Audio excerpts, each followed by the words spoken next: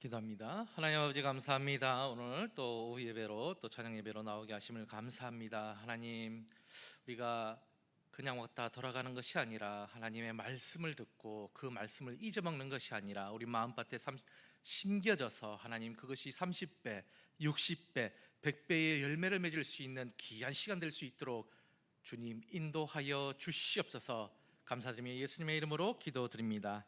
아멘. 찬송가 218장입니다.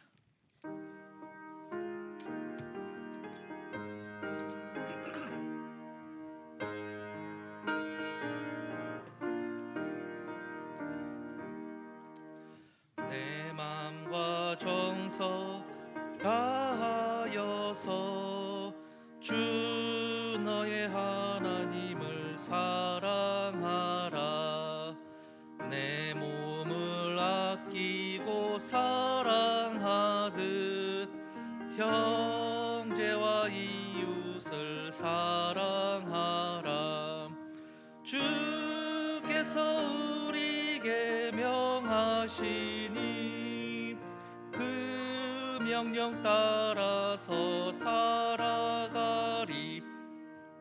널 미워 해치는 원수라도 언제나 너그럽게 사랑하라. 널 핍박하는 자 위에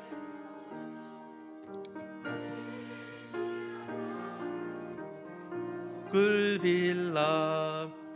주께서 우리에게 명하시니 그 명령 따라서 살아가리.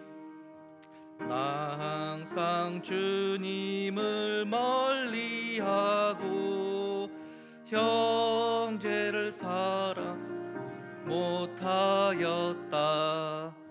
이러한 죄인을 사랑하사 주께서 몸버려 죽으셨다.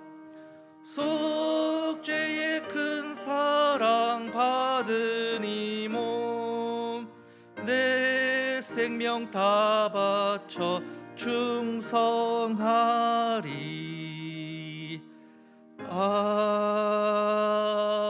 아멘.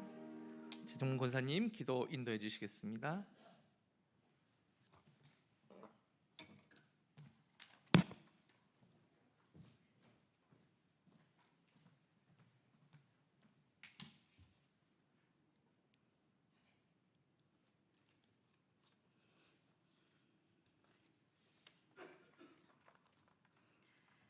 말씀으로 천지를 창조하시고 오늘도 살아계셔서 영원토록 존귀와 영광을 받으실 아버지 하나님께 찬송과 경배를 드립니다. 죽을 수밖에 없는 저희들을 사랑하시어 구원의 은혜를 베풀어 주시고 저희들에게 건강과 생명을 주셔서 오늘 거룩한 주일낮 예배로 영광 돌리게 하시고 기쁨으로 찬양드리며 주님께 예배드리게 됨을 또한 감사드립니다. 한 주간도 말씀대로 살려고 하였지만 연약한 인간이기에 넘어지고 쓰러지고 죄를 지은 모습으로 아버지 앞에 회개하오니 용서하여 주시옵소서. 하나님을 온전히 신뢰합니다. 저희의 삶 속에서 위기와 어렵고 힘든 상황에 처했을 때도 그것들을 기회로 바꿔주심을 깨닫는 은혜로 저희들이 주님의 삶 속에 함께하고 있음을 더욱 믿습니다. 우리들의 어리석은 걱정과 근심 너머에 있는 하나님을 바라보며 주님의 일하심을 기대하게 하여 주시옵소서. 이 세상의 것이 전부인 줄 알고 살지 않게 하옵소서. 이 세상이 영원하지 않음을 깨닫고 죄로부터 돌이키게 하여 주시옵소서. 살아계신 하나님 아버지, 우리에게 많은 기도의 제목들이 있사오니 들어 응답하여 주시옵소서. 어린이 주일과 어버이 주일을 지내며 어두운 세상 속에 어린 심령들이 주의 법을 통하여 올바로 양육되어질 수 있기를 간절히 원하오며 부모님들께 또한 저희들의 효도가 형식적이고 이 주관에 그치는 것이 되지 않게 하여 주시옵소서. 교회를 위하여 기도하오니 저희 교회가 죽어가는 많은 영혼들을 구원하는 구원의 방주가 되게 하여 주시옵소서. 우리의 지경이 넓어지게 하시며 우리가 밟는 이 땅이 우리와 우리 자손에게 영원한 영적 기업이 되게 하옵소서. 이 시간 귀하신 목사님 말씀을 통하여 영과 육이 치료받게 하시고 생각과 행동이 변화되고 삶이 변화되게 하여 주시옵소서. 이 시간도 주님의 성령이 온전히 이곳에 거하시며 예배 마치는 시간까지 은혜로 붙들어 주시옵소서. 예수님의 이름으로 기도드립니다. 아멘.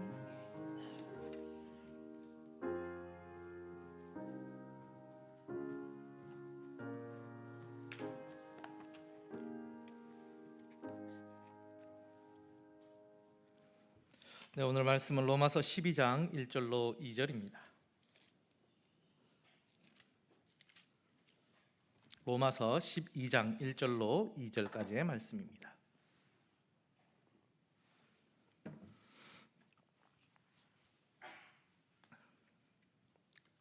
다 찾으신 줄로 알고 짧은 구절이니까 한 목소리로 합독하도록 하겠습니다. 시작.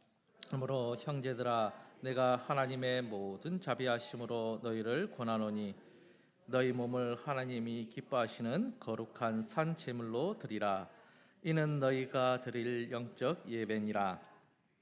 너희는 이 세대를 본받지 말고 오직 마음을 새롭게 함으로 변화를 받아 하나님이 선하시고 기뻐하시고 온전하신 뜻이 무엇인지 분별하도록 하라. 아멘. 할렐루야. 반갑습니다. 오늘은 새롭게 하라라는 제목을 가지고 여러분과 함께 은혜를 나누고자 합니다. 여러분, 사람은 살아가면서 무엇인가를 삽니다. 뭘까요? 집을 삽니다. 많이 사셨죠? 네. 이 집을 사면 뭐 할까요? 이 집을 채워 넣을 가구를 삽니다. 그리고 그 가구를 샀으면 뭐 할까요? 그 가구 안에 채워 넣을 옷을 삽니다. 그렇죠? 집에 다 집 있고 가구 있고 옷 있잖아요. 네, 다 있습니다.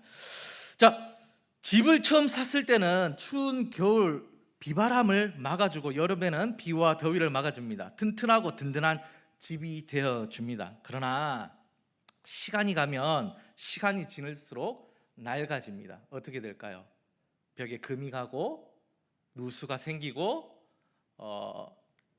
이렇게 누수가 생기면 비가 이렇게 오면 이렇게 새게 됩니다. 지날수록 낡게 됩니다. 벽에 금이 가고 구멍이 생기면 누수가 생깁니다. 사람들은 이런 이제 한 몇십 년 지난 집이 되게 되면 헌 집을 팔고 새 집으로 이사를 가기도 하지만 어떤 분들은 헌 집을 이렇게 리모델링해서 마치 새 집처럼 그런 집을 만들어서 다시 들어가서 살아가게 됩니다. 그것을 리모델링이라고 얘기를 합니다. 헌 집을 새 집처럼 돈을 들여서 벽지를 뜯고 전구에서 LED로 바꾸고 벽지를 새로 붙이고 장판 이제 바꾸기도 하고 뭐 이렇게 해서 새 집을 사고 이렇게 이쁘게 꾸며 가기도 합니다. 집뿐만이 아닙니다. 우리 또 가구를 사죠. 이렇게 예쁜, 처음에 살 때는 삐까뻔쩍하고 이렇게 좋은 이렇게 가구를 사게 됩니다. 그러나 이 가구도 시간이 지나면 어떻게 될까요? 이렇게 낡게 되게 됩니다. 그러면 버리는 사람들도 많이 있습니다. 근데 버리지 않고 어떻게 합니까? 막 닦고 해서 새로운 것, 그것을 이제 새로운 가구로 만들어 버린 것, 그것을 뭐라고 하느냐? 리폼이라고 합니다. 헌 것을 닦고 쪼이고 페인트 칠해서 새롭게 가구를 만드는 것을 리폼, 그래서 마치 새 가구처럼, 새 가구는 아니지만 새 가구처럼 만들어서 사용하기도 합니다.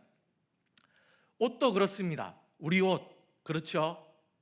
보통 젊은 사람들은 옷을 사면 그냥 입기도 하지만 자기 방식에 맞게끔 허리를 줄인다든지 기장을 줄인다든지 통을 줄인다든지 합니다. 특히 청바지를 사면 그냥 저렇게 이렇게 입으면 되잖아요. 그렇죠? 근데 젊은 친구들은 절대 저렇게 잘 안 입습니다. 어떻게 입습니까? 리폼합니다. 이렇게. 아니, 왜 새 거를 사가지고 저렇게 만드는지 모르겠는데 새 거 진짜 빳빳한 청바지를 사가지고 빼 빠져 막 이게 하는 게 있어요. 그거를 일부러 민뗍니다. 저도 그랬습니다. 벽에다가 막 이래가지고 그게 유행이었어요. 헌 것처럼. 그리고 칼로 엄마 몰래 째가지고 쭉 째가지고 이래 다니다가 이제 안 되면은 여름에는 이제 아예 가위로 잘라갖고 반바지를 만들어서 입기로 입었던 적도 있습니다. 낡은 것을 닦고 칠하고 다른 것과 연결시키고 변형시켜서 새 것처럼 만들어 사용하는 것, 무엇인가 새롭게 만드는 것, 우리는 이것을 리모델링 혹은 리폼이라고 부릅니다. 리모델링이나 또는 리폼은 집이나 가구, 옷만 필요한 것이 아닙니다. 우리 사람도 인생을 살아가면서 우리의 마음을 새롭게 해야 합니다. 왜냐하면 우리는 살아가면서 너무나 많은 때를 묻히고 살아가기 때문입니다. 또 상황이 달라지며 처음 마음이 변화되기 때문입니다. 나는 변하고 싶지 않았지만 세상 살다 보니까 변해지는 거예요. 나는 저렇게 안 돼야지. 그런데 저렇게 돼요. 세상이 그렇게 만들어요. 그래서 우리는 우리의 삶, 매 순간, 매일, 매달, 매년 자기 자신을 뒤돌아보면서 점검을 꼭 해보아야 합니다. 그래야 변해진 곳을 발견할 수 있고 색이 변해진 곳을 발견할 수 있고 다시 칠할 수 있는 기회를 가질 수 있기 때문입니다. 느슨해진 나사를 발견하고 조일 수 있는 기회를 가질 수 있기 때문입니다. 누수가 있는 것을 발견하고 거기서 막고 물이 들어오지 않도록 막을 수 있기 때문입니다. 이렇게 뒤돌아보는 반성을 통해서 잘못된 점을 바로잡을 수 있고 앞으로 살아갈 인생에서 똑같은 실수를 하지 않을 수 있게 되는 겁니다. 우리가 예배 때마다, 기도 시간 때마다 회개의 기도를 드리는 이유가 여러분 무엇입니까? 회개를 통해서 하나님께 내 삶을 반성하고 이 반성을 통해서 앞으로 살아갈 인생에서 똑같은 실수, 똑같은 죄를 범하지 않기 위해서입니다. 또한 하나님께 감사하기 위해서입니다. 지금부터 우리는 6명의 성경 인물을 통해서 그들의 신앙을, 그들의 삶을 뒤돌아보고 반성하며 새롭게 함으로 하나님 앞에 선 자들과 반성하지 않고 자기 믿고 싶은 대로 믿는 그 성경 인물들을 비교하면서 우리에게 무엇을 시사하는지 함께 알아보겠습니다. 첫째, 우리의 삶과 예배를 새롭게 해야 합니다. 리폼해야 됩니다. 그리고 그 인물은 가인과 아벨입니다. 우리는 읽은 본문에 너희 몸을 하나님이 기뻐하시는 거룩한 산 제물로 드리라라고 말씀하고 있습니다. 여기서 말하는 몸은 우리의 육신을 가리키는 것이 아니라 우리의 삶을 의미합니다. 우리가 말하는 것, 행동하는 것, 생각하는 것, 모든 것을 포함하는 삶을 의미합니다. 우리가 살아가는 삶을 산 제물로 하나님께 드리는 것은 여러분 무엇일까요? 우리는 가인과 아벨의 이야기를 너무나 잘 알고 있습니다. 가인과 아벨은 하나님께 제사를 드렸습니다. 가인은 땅의 소산으로 하나님께 제사를 드렸고 아벨은 양의 첫 새끼로 하나님께 제사를 드렸습니다. 그러나 하나님은 아벨의 제사는 받으셨지만 가인의 제사는 받지 아니하셨습니다. 왜 하나님은 가인의 제사를 받지 아니하시고 아벨의 제사만 받으셨을까요? 하나님이 농산물을 싫어했어서, 채식을 싫어했어서 그랬었을까요? 하나님이 피와 육식을 좋아하셔서 아벨의 제사를 받으셨나요? 그렇지 않다는 것 우리는 너무나 잘 알고 있습니다. 레위기 2장 곡식으로 드리는 소제가 있기 때문입니다. 또 부어서 드리는 전제가 있기 때문입니다. 물론 그것은 모세 때, 한참 후에 모세 때에 생기는 율법이지만 그 율법도 그냥 생기는 것 아닙니다. 이미 평상시에 드리고 있던 여러 제사 방법이 있었고 가인과 아벨도 마찬가지였습니다. 여러 제사가 있었고 그 시대에 드리는 방법대로 각자 자기가 드릴 수 있는 최고의 것을 하나님께 가져다 드렸습니다. 아벨에 드린 그 양도 최고의 제물을 드렸고 가인이 드린 채소도 최고의 제물로 하나님께 드렸습니다. 무조건 소나 양이나 염소를 드려야 되는 것 아닙니다. 성경을 통해서 우리는 하나님이 가인의 제사를 받지 않은 이유를 알 수가 있습니다. 창세기 4장 5절에서 7절을 보면 무엇이라고 말씀하느냐? 가인과 그의 제물을 받지 아니하셨다라고 말씀합니다. 무슨 말이냐? 평상시에 가인은 자기 소견에 옳은 대로, 자기 편한 대로 인생을 살아왔습니다. 자기 하고 싶은 대로 다 하고 살다가 제사 드릴 때 가장 좋은 제물을 가지고 나온 겁니다. 그러니 하나님께서 가인과 그의 제물을 받으실 수 없었던 겁니다. 가인의 삶이 하나님을 향하는 삶이 아니었기 때문입니다. 따라서 하나님은 그러한 예배를 받으실 수 없었던 것입니다. 하지만 하나님은 가인에게 기회를 주셨습니다. 죄를 다스릴 수 있는 기회, 죄를 짓지 않을 기회, 아니 반성하고 돌이켜 그의 삶을 변화시키고 다음번에 하나님께 제사를 드릴 때 하나님께서 받으실 만한 제사를 드릴 수 있는 기회를 주셨지만 가인은 깨닫지 못했습니다. 가인의 이기심과 질투심으로 하나님이 주신 그 기회를 보지 못하고 어쩌면 그냥 외면하고 가인이 아벨을 죽이는 죄를 저질러 버리고 말았던 겁니다. 우리는 우리의 삶을 뒤돌아보고 반성하는 자세를 가져야 합니다. 가인처럼 내 아우를 내가 지키는 자이니까 라고 생각하고 자기 소견에 옳은 대로 행동한다면 여러분 변화는 없습니다. 죄를 향해 달려가는 것밖에 없다라는 것입니다. 아벨과 그의 제사는 하나님께서 받으셨습니다. 아벨의 삶과 제사가 합당했기 때문에 하나님께서 그와 그의 제물을 받으신 겁니다.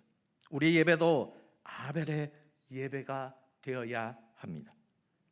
아벨처럼 평상시에 하나님을 향하는 삶을 살아야 합니다. 평상시에 하나님을 찾고 평상시에 하나님께 기도하고 평상시에 선한 일을 할 때, 그럴 때 우리가 예배 드릴 때 하나님께서 받아주시는 겁니다.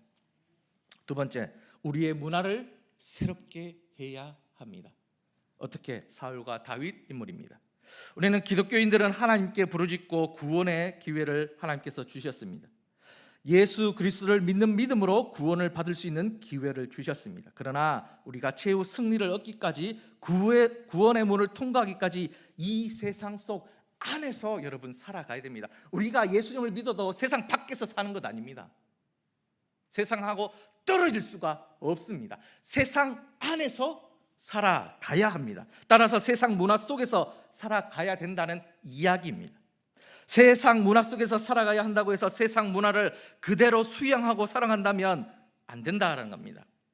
이 세상 문화이지만 받아들일 것은 받아들이고 걸러야 하는 문화는 반드시 걸러서 우리 신앙생활에 영향을 받지 않도록 만들어야 한다는 겁니다.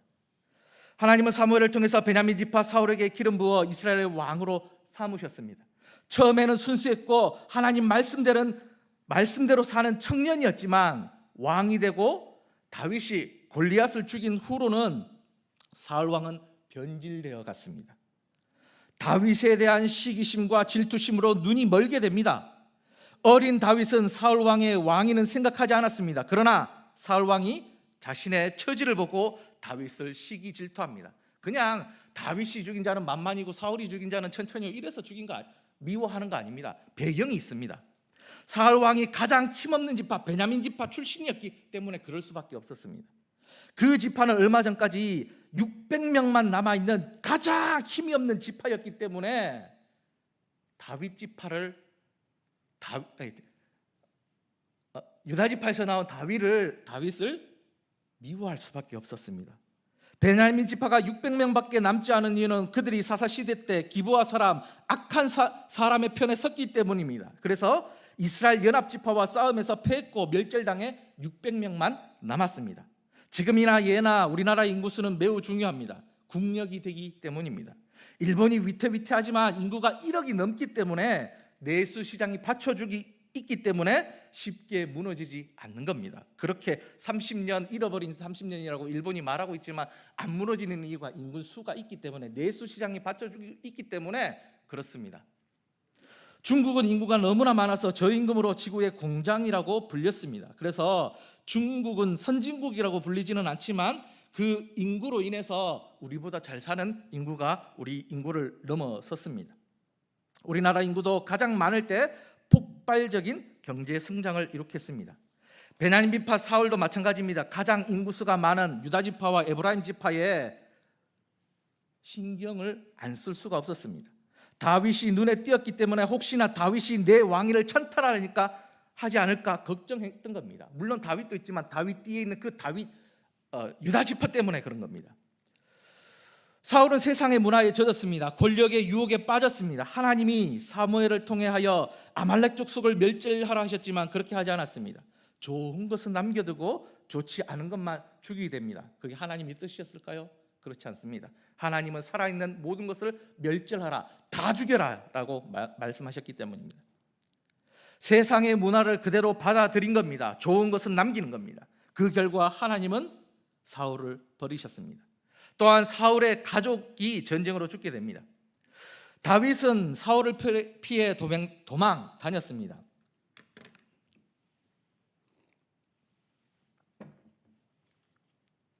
사울이 죽고 다윗이 헤브론에서 7년 6개월 남유다의 왕위에 올랐습니다. 남유다에서 7년 6개월을 다스린 후 통일왕국의 왕이 되었습니다.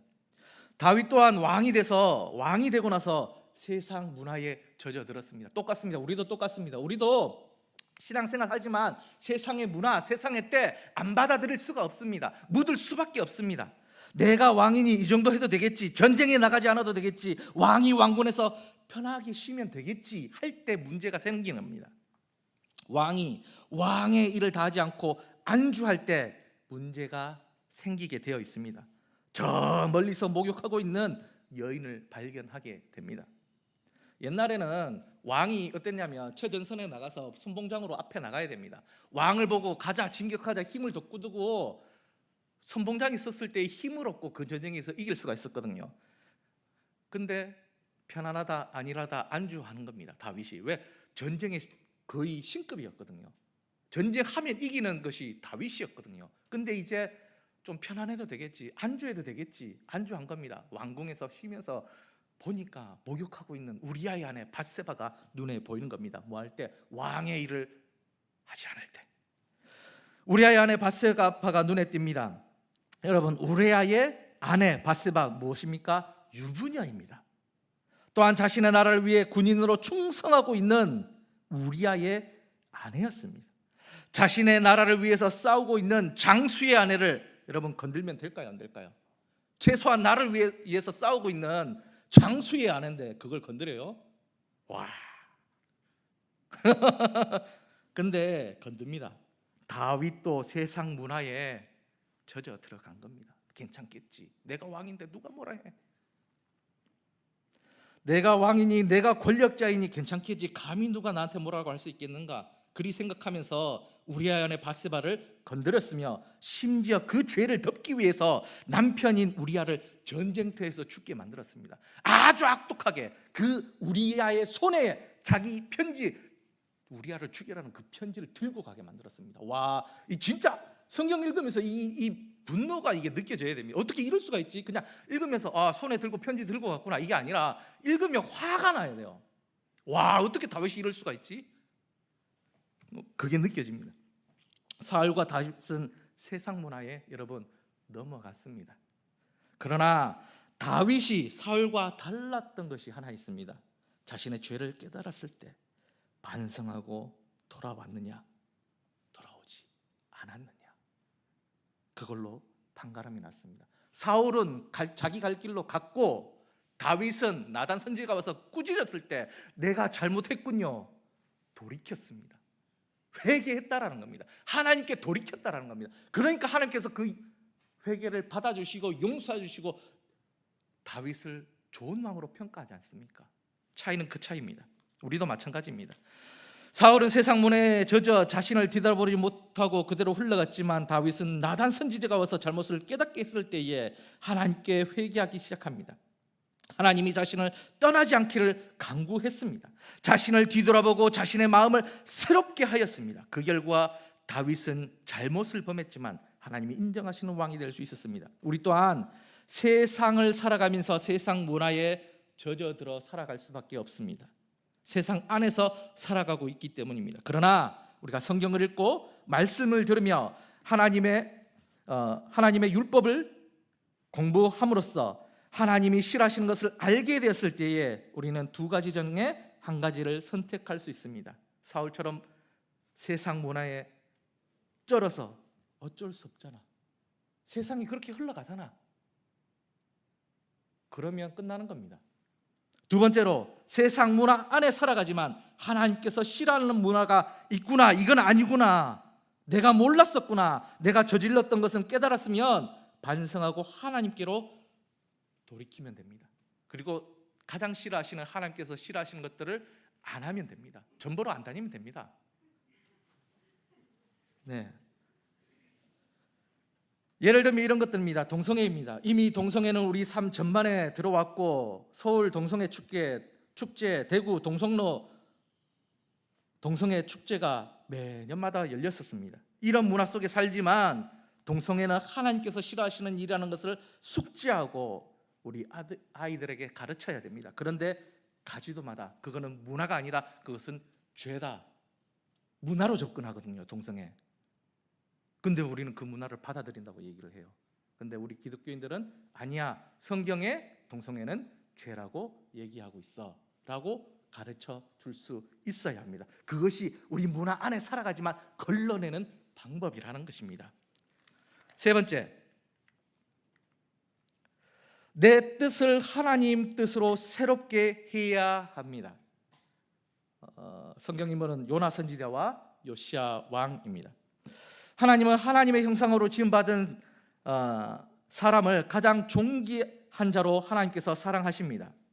하나님이 선악을 알게 하는 나무의 열매를 따먹고 불순종의 죄를 저질러 지옥에 가야 마땅하지만 하나님은 구원의 계획을 만드시고 실행하셨습니다. 즉 하나님은 사람이 구원받기를 원하시는 것이 하나님의 뜻입니다.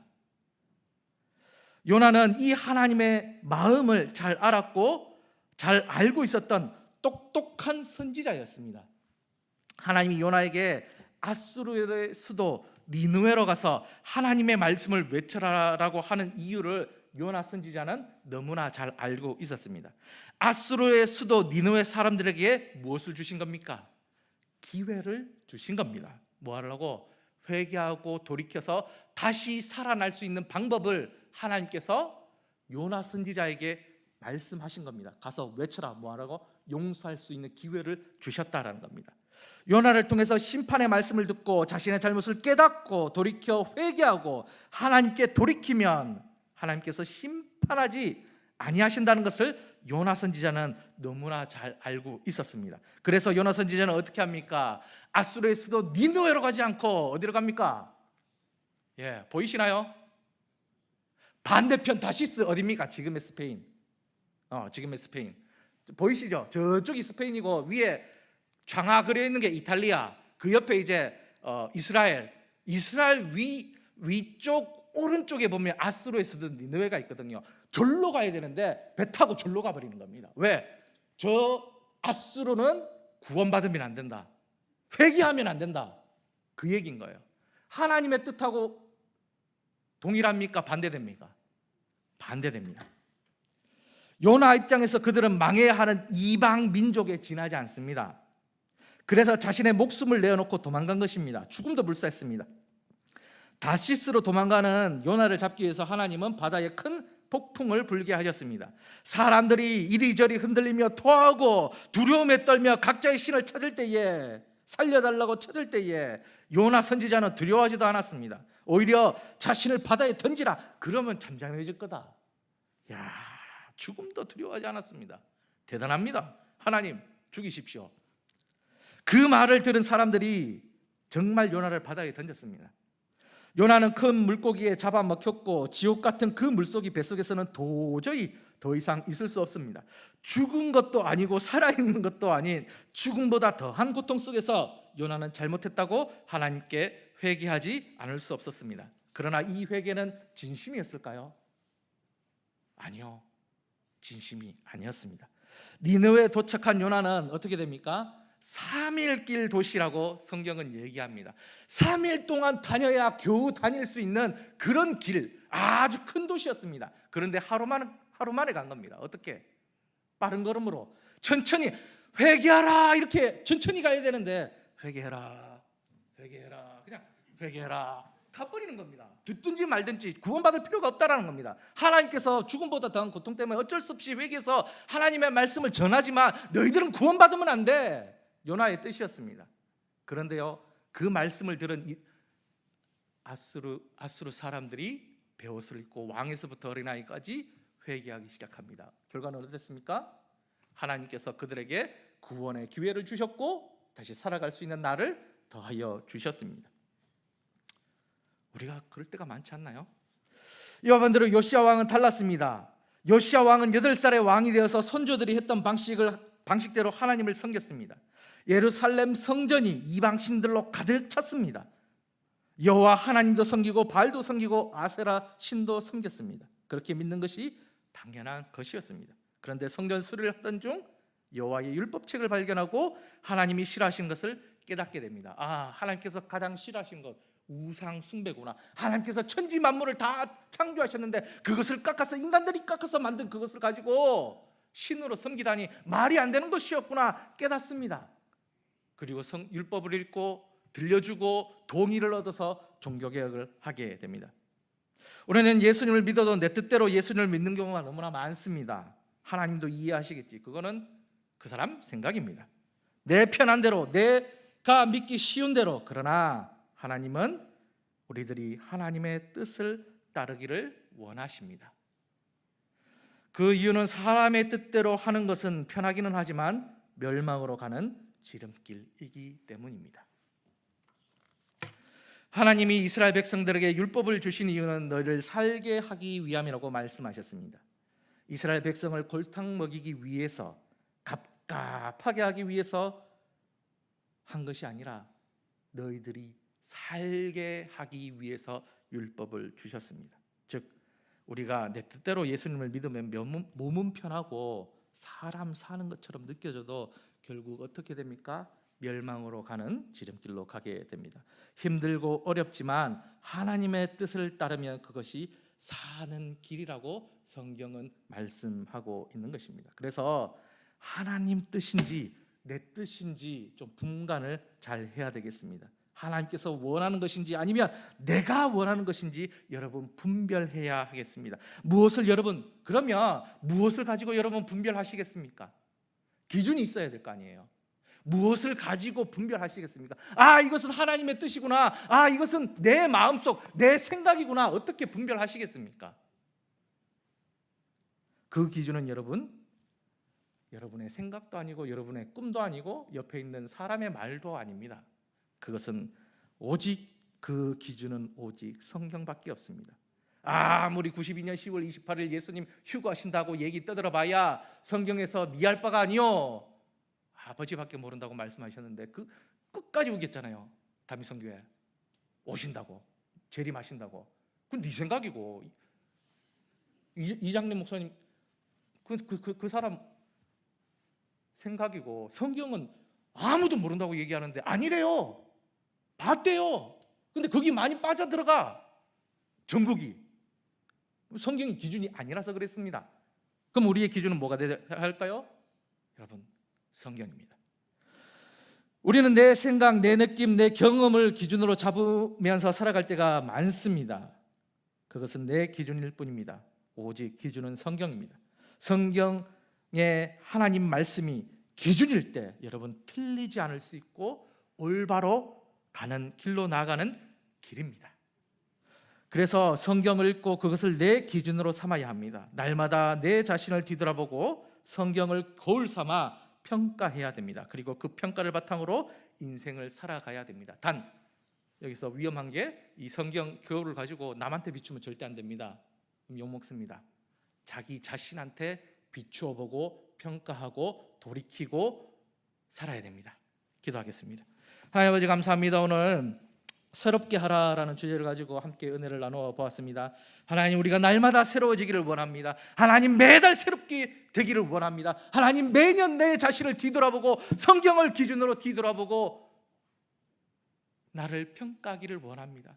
하나님, 이 신앙생활 안주하는 것이 아니라 평가하고 다시 돌이켜서 그 첫사랑을 잃어버리지 않도록, 그 첫마음이 잃어버리지 않도록, 그 하나님에 대한 그 사랑이 식어지지 않도록 이 성경을 읽고 기도하고 적용시켜서 날마다 눈물이 메마르지 않고 그 하나님의 사랑에 감격의 눈물을 흘릴 수 있는 저희들 될 수 있도록 인도하여 주시옵소서.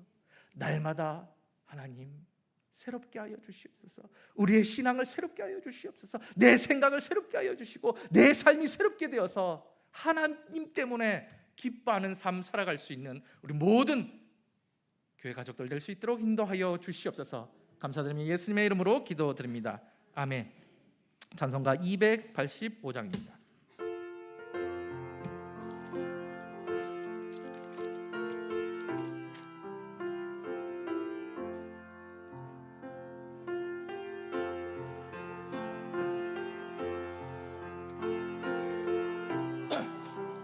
복되도다 이 기쁜 맘 못 이겨서 온 세상에 전하노라.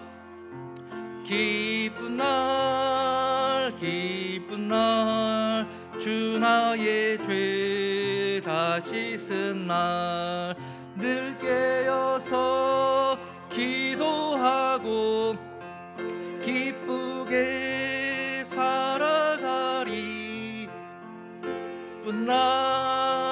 기쁜 날 주 나의 죄 다 씻은 날 온 날 새 사람이 되었으니 이 몸과 마음 다 바쳐서 영광의 주 늘 섬기리.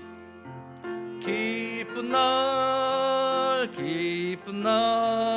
주 나의 죄 다 씻은 날 늘 깨어서 기도하고 늘 기쁘게 살아가리. 기쁜 날 주 나의 죄 다 씻은 날 새 사람 된 그날부터 평안한 마음 늘 있어서 이 복된 말 전하는 일 본분 삼아. 기쁜 날 주 나의 죄 다 씻은 날 여서 기도하고 늘 기쁘게 살아가리. 기쁜 날 주 나의 죄 다 씻은 날.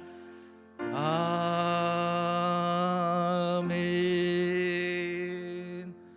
네, 광고는 주보를 참조해 주시면 되겠습니다. 축도드립니다. 이제는 우리 주 예수 그리스도의 은혜와 하나님의 극진하신 사랑과 성령님의 교통역사 충만하심이 이제 성경을 읽어 하나님의 뜻에 맞게 내 마음이 새롭게 다짐하는 우리 교회 식구들 머리머리 위에 이제부터 영원토록 함께 하시기를 축원하옵나이다. 아멘.